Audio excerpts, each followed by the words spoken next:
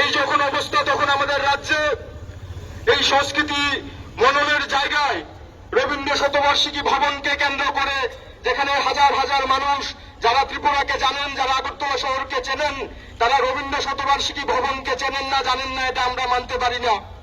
এই রবীন্দ্র শতবার্ষিকী ভবনের সামনে এই নাইট ক্লাবকে সরাতে হবে। আমরা ছাত্র যুব সংগঠনের পক্ষ থেকে স্পষ্টভাবে এটা বলতে চাই, এই নাইট ক্লাব এই রবীন্দ্র শতবার্ষিকী ভবন থেকে সরানোর জন্য রাজ্য সরকারকে বাধ্য করতে হবে।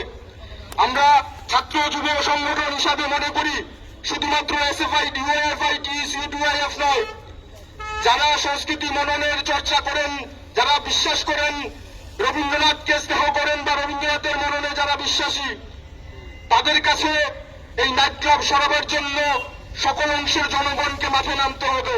কোন পতাকা, সংগঠন, কোন দল এর উপর নির্ভর না করে সকলকে স্বতঃস্ফূর্তভাবে আন্দোলনে নামতে হবে। আমাদের রাজ্যকে বাঁচাবার জন্য, রাজ্যের কৃষ্টি সংস্কৃতিকে বাঁচাবার জন্য আমাদের প্রথমে আন্দোলনে সরব হতে হবে। না হলে নেশার যে রাজ্যে আমাদের ধীরে ধীরে ধাবিত করার চেষ্টা হচ্ছে, তার আরো একটা ধাপ হচ্ছে এই নাইট ক্লাব। এই নাইট ক্লাবকে বন্ধ করবার জন্য বা এখান থেকে সরাবার জন্য আমরা ছাত্র যুব আন্দোলন যারা করছি, বিভিন্ন সংগঠন, এসএফআই, ডিওয়াইএফআই, টিইসিউ, ডিওয়াইএফ, মূলত তারা আগামী দিনে আরো বৃহত্তর আন্দোলনে আমরা নামবো এবং সরকারকে আমরা হুঁশিয়ারি দিতে চাই, এখান থেকে যদি নাইট ক্লাব না সরানো হয়, আগামী দিনে আরো বৃহত্তর আন্দোলনের জন্য আমাদের নামাতে আপনারা বাধ্য করবেন।